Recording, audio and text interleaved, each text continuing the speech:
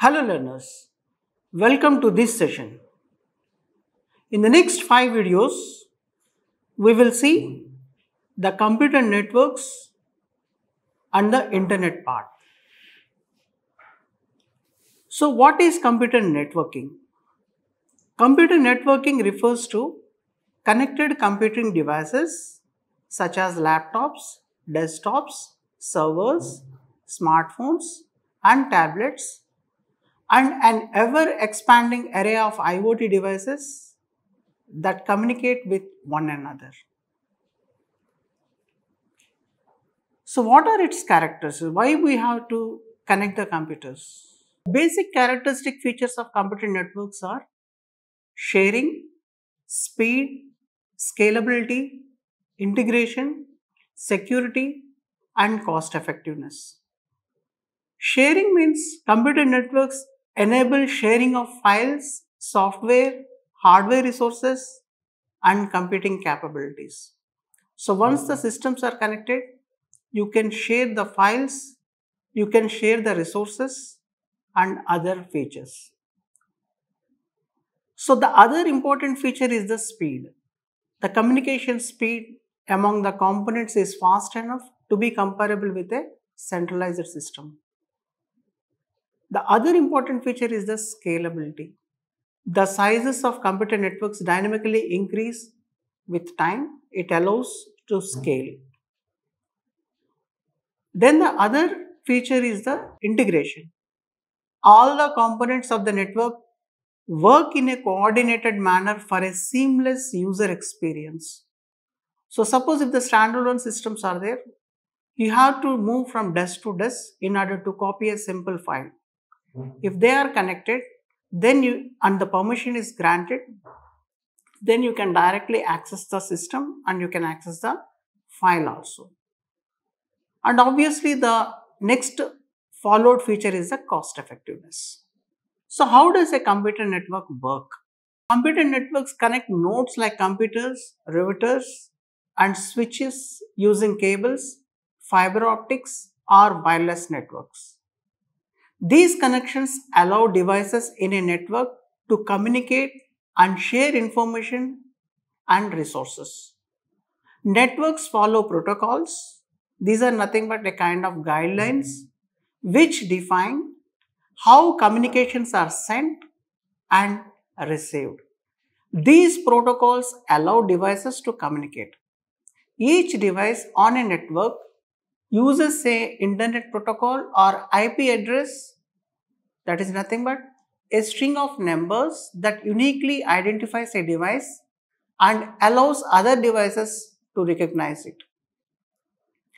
Routers are virtual or physical devices that facilitate communications between different networks. They analyze information to determine the best way for data to reach its ultimate destination. Switches connect devices and manage a node-to-node communication inside a network, ensuring that bundles of information traveling across the network reach their ultimate destination. So let us see the network components. So there are hardware devices, there are software components attached whenever we focus on the computer networks. Computer network components comprise both physical parts as well as the software required for installing computer networks both at organizations and at home. So the hardware components are the server, the client, peer, transmission medium and connecting devices. The software components comprises of the network operating system and the set of protocols. So let us focus on some of the hardware components. While we are discussing about the how network works, so there we had heard about routers, switches and other kinds of physical components. So let us focus on one by one. The first one is the server. Servers are high configuration computers that manage the resources of the network. The network operating system is typically installed in the server, and so they give us the access to the network resources. Servers can be various kinds. For example, file servers, database servers, print servers, application servers. Likewise, you can quote several kinds of servers. The other hardware component is the client machines. Clients are computers that request and receive service from the servers to access and use the network resources. Then comes the component called as the peer. Peers are computers that provide as well as receive services from other peers in a workgroup network. Then the important component, which is the transmission media. Transmission media are the channels through which data is transferred from one device to another in a network. Transmission media may be guided media like coaxial cable, fiber optic cables, etc. Or may be unguided media like microwaves, infrared waves, etc. The other physical component in a network is the connecting devices. So, connecting devices act as a middleware between the networks or computers by binding the network media together. Some of the common connecting devices are routers, bridges, hubs, repeaters, gateways, switches. So, each and every component we had discussed over here as the connecting device has its own functionality. Coming to the software components, the major software component is the network operating system. So, the network operating system is typically installed in the server and facilitate workstations in a network to share files, database, applications, printers, etc. So, this particular operating system has its own functionalities in order to support all these functionalities. Protocol suite. A protocol is nothing but a rule or a guideline followed by each computer for data communication. Protocol suite is a set of related protocols that are laid down for computer networks. The two popular protocol suites are OSI model, that is Open System Interconnections model, and then TCP IP model, Transmission Control Protocol, Internet Protocol model. So, this is a kind of computer network components. You can see here there are various physical components, the router, bridge, hub, so repeater, the workstation, the peer connections. So, everything is depicted in the single diagram. You can identify the server, you can identify the client machines. So, this is a kind of diagram wherein which you can know which device is connecting what and what is the functionality of each and every hardware component. So, coming to the network applications, computer systems and peripherals are connected to form a network. They provide numerous advantages like resource sharing such as printers and storage devices, exchange of information by means of emails and FTP. It allows information sharing by using web or internet. It facilitates interaction with other users using dynamic web pages. It allows IP phones, video conferences, parallel computing, instant messaging, charting. Likewise, there are several network applications we can quote. And then there are various types of computer networks. Network is not a simple thing. Depending upon the geographic location, we can define different types of computer networks. Geographic location often defines a computer network. For example, a LAN connects computers in a defined physical space like an office building, whereas a WAN, WAN, wide area network, can connect computers across continents The internet is the largest example of wide area network connecting billions of computers worldwide. So let us see just a hierarchy wise types of computer networks that we have. Personal area network, that is PAN, local area network LAN, metropolitan area network, that is MAN, wide area network, that is WAN, and then virtual private network. So where these particular networks differ, that we will see one by one. First one is the personal area network. A personal area network is smallest network which is very personal to a user. This may include Bluetooth enabled devices or infrared enabled devices. So personal area network has connectivity range up to 10 meters only. So PAN is the smallest network. So PAN may include wireless computer keyboard and mouse, Bluetooth enabled headphones, wireless printers or TV remotes. So all these examples comes under the personal area network. Here we can quote another example. Piconet is Bluetooth enabled personal area network which may contain 8 devices connected together in a master-slave fashion. So you can explore by using the Google that what is Piconet. So next comes in the hierarchy is the local area network. A LAN is a collection of connected devices in one physical location such as home or an office. A LAN can be small or large, ranging from a home network with one user to a large enterprise network with thousands of users and devices. A LAN may include both wired and wireless devices. Regardless of size, LAN's particular characteristic is that it connects devices that are in a single limited area. So in the hierarchy, it comes in the second position. The third one is the metropolitan area network, that is MAN. So the MAN generally expands throughout a city such as a cable TV network.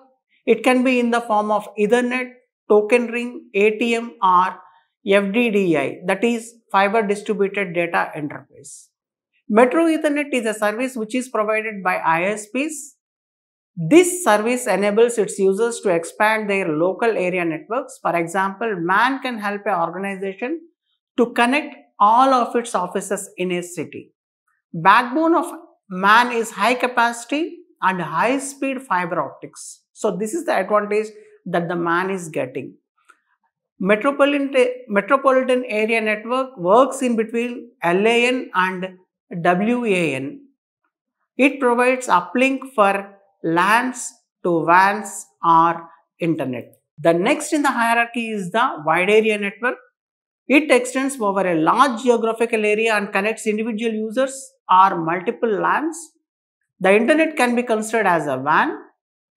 Large organizations use WANs to connect their various sites, remote employees, suppliers and data centers so they can run applications and access necessary data.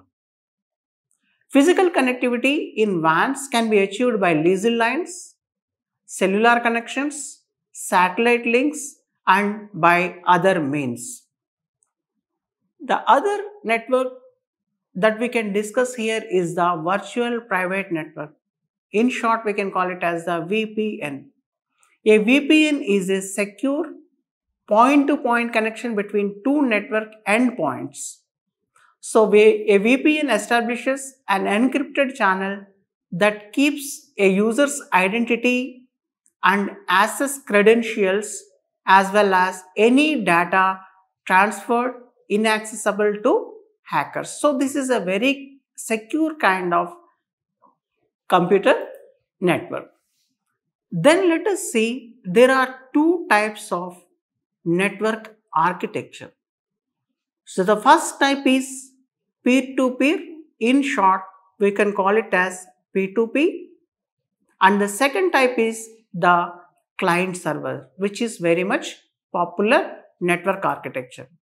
So in the P2P architecture, Two or more computers are connected as peers, meaning they have equal power and privileges on the network. A P2P network does not require a central server for coordination. Instead, each computer on the network acts as a both client and a server that serves the needs of the client accessing the service. Each peer makes some of its resources available to the network, sharing storage, memory, bandwidth, and processing power. Coming to the client server network, which is a second type of network architecture, a central server or a group of servers manage resources and deliver services to a client devices in the network. The clients in the network communicate with other clients through the server. Unlike the P2P model, clients in a client-server architecture don't share their resources. This architecture type is sometimes called as a tiered model, like a single tier, two-tier client server, or else entire client server. So this is because it is designed in a multiple levels or else in multiple tiers. So the network will be arranged in such a fashion, and the arrangement we call it as the network topology. This is very important in order to understand the kind of topologies that one uses in their organizations. So a network topology is the arrangement with which computer systems or network devices are connected to each other. Topologies may define both physical and logical aspect of the networks. Both logical and physical topologies could be same or different in the same network. So there is one thing called as the point-to-point. So this is the simplest arrangement. Point-to-point networks contains exactly two hosts, such as computer, switches or routers, servers connected back to back using a single piece of cable. Often, the receiving end of one host is connected to sending end of the other or vice versa. If the hosts are connected point to point logically, they may have multiple intermediate devices. But the end hosts are unaware of underlying network and see each other as if they are connected directly. The second type of topology is the bus topology, which is very much popular. In case of bus topology, all devices share single communication line or cable. Bus topology may have problem while multiple hosts sending data at the same time.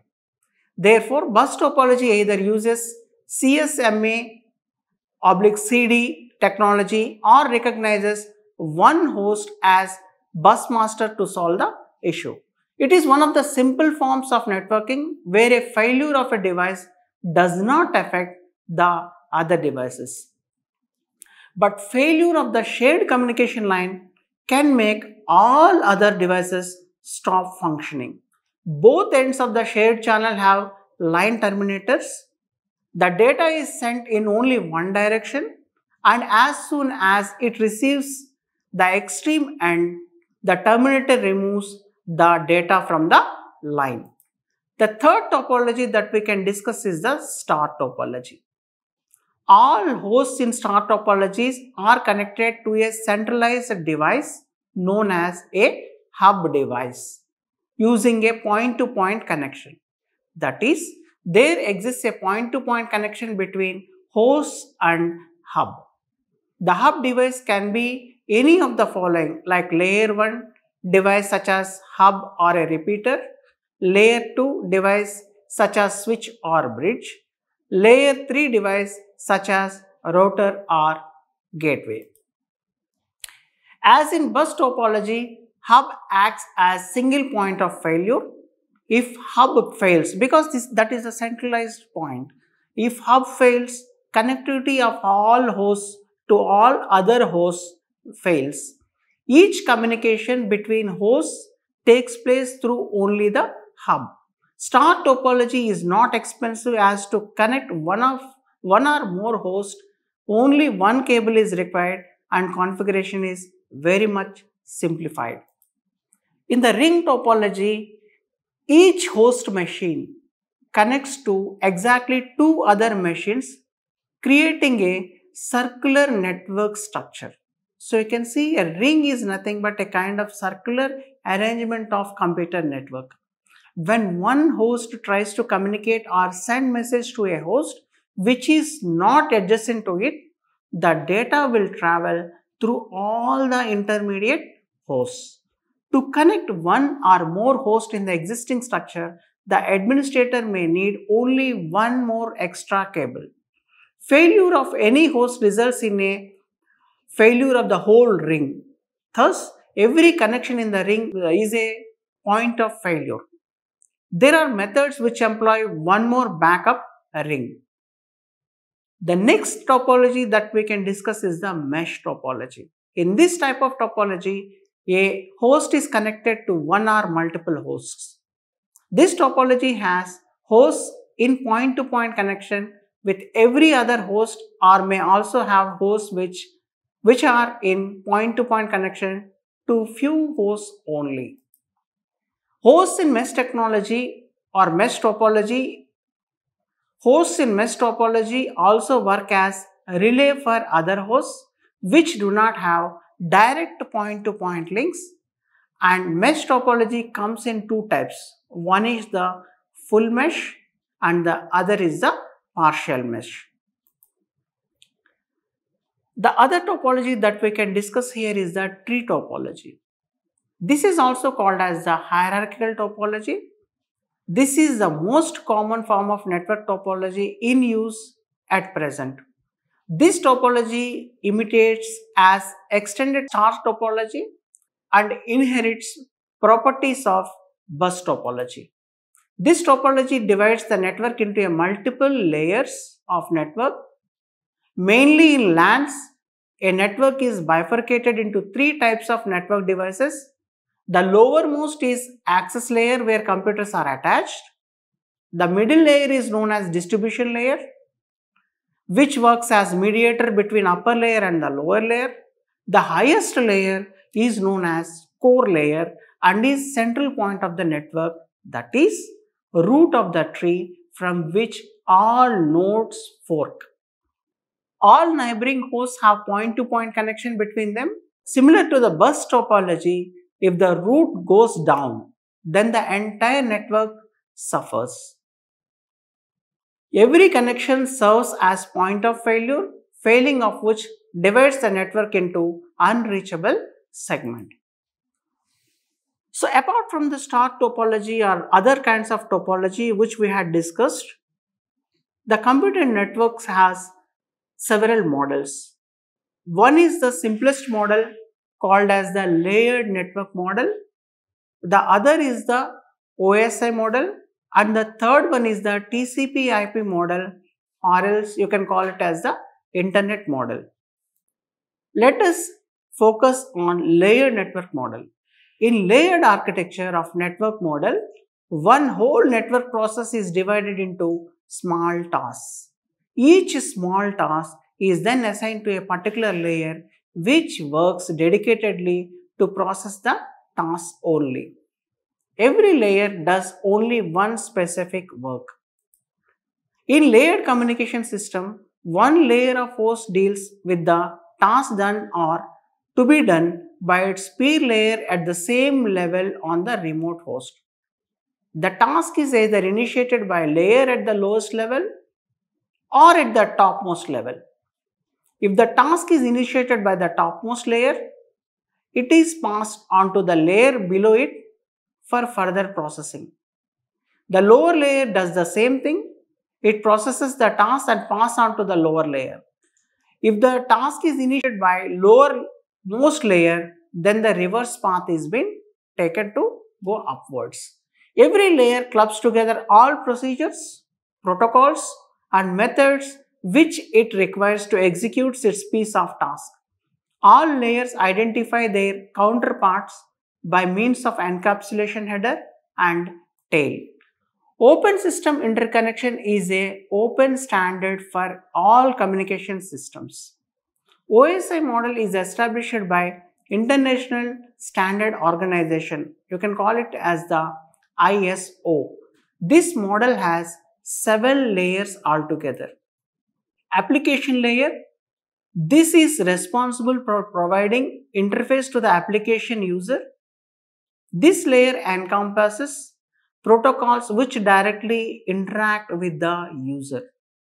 Then comes the presentation layer, which defines how data in the native format of a remote host should be presented in the native format of host. The other layer is the session layer, which follows the presentation layer. This layer maintains sessions between remote hosts. For example, one user password authentication is done. The remote host maintains this session for a while and does not ask for authentication again in that span of time. In the transport layer, this is responsible for end-to-end delivery hosts.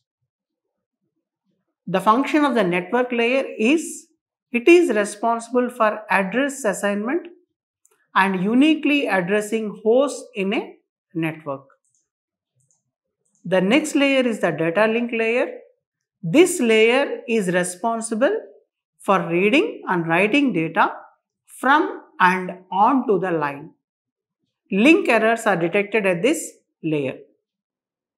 The lowermost layer is the physical layer.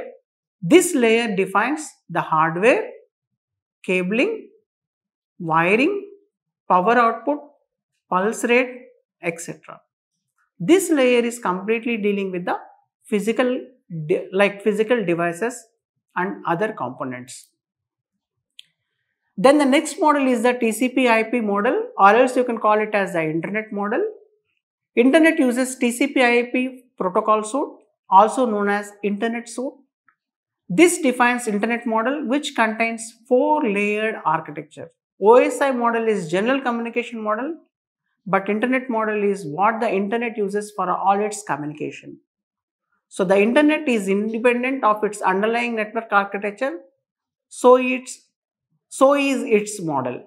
This model has the following layers: application layer, transport layer, internet layer, link layer. So next comes the internetwork or the internet.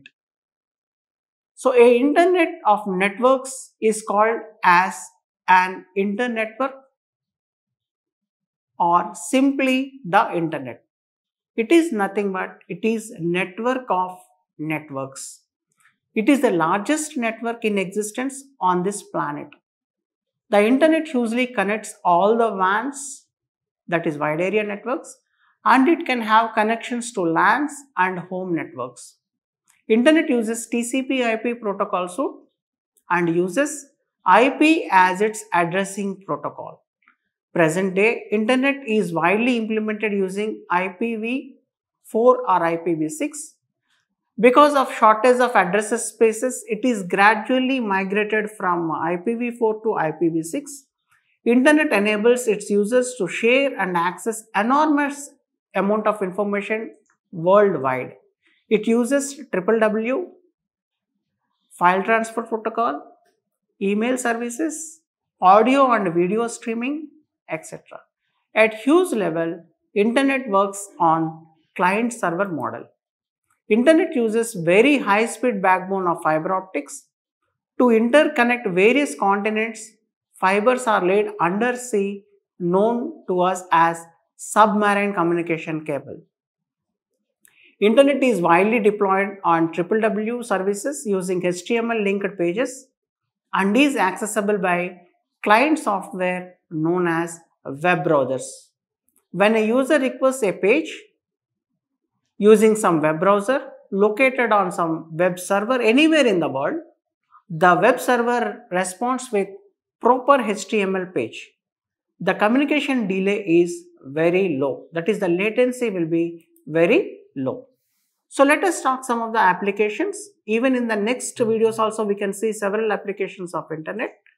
Internet is serving many applications. Some of them are, it is helpful to host the websites, to check our emails, instant messaging, blogs, social media tools, marketing, networking, resource sharing, audio streaming, video streaming, VoIP. So there are several internet applications. And with this particular backdrop, like the computer networks backdrop and the internet backdrop, we will proceed on for the next coming 4 videos. So the next video will be focusing on history of internet. So with this, I'll conclude this session. Thanks for watching.